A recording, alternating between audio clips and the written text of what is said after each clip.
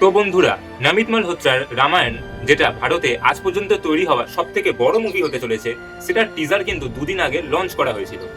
তো আমি দেখলাম এই টিজারটাকে খুব হেটের মোকাবিলা করতে হচ্ছে, মানে কারোরই নাকি এই টিজারটা পছন্দ হচ্ছে না।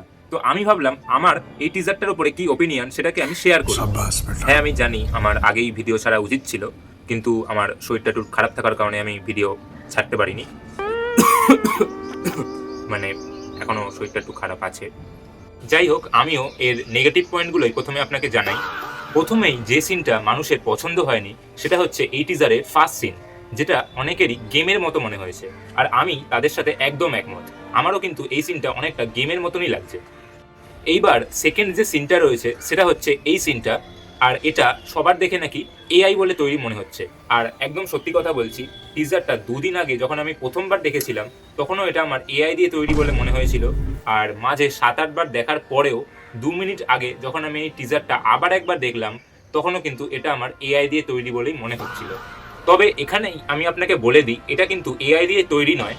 কারণ এখানে যদি এটা এআই দিয়ে তৈরি হতো তাহলে দুটো সিনে একই মানুষেরা কিন্তু রিপিট হতো না। যদি এই দুটো সিন আপনি ভালো করে দেখেন তাহলে কিন্তু আপনারা বুঝতে পারবেন দুটো সিনে একই মানুষেরা কিন্তু দুই দিকে রিপিট হয়েছে।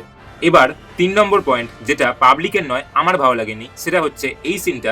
এখানে যে মনস্টারটা রয়েছে তার মুখটা ভালো করে দেখুন, কি ঠিক আদিপুরুষের মতো একটা ভাইব দিচ্ছে না?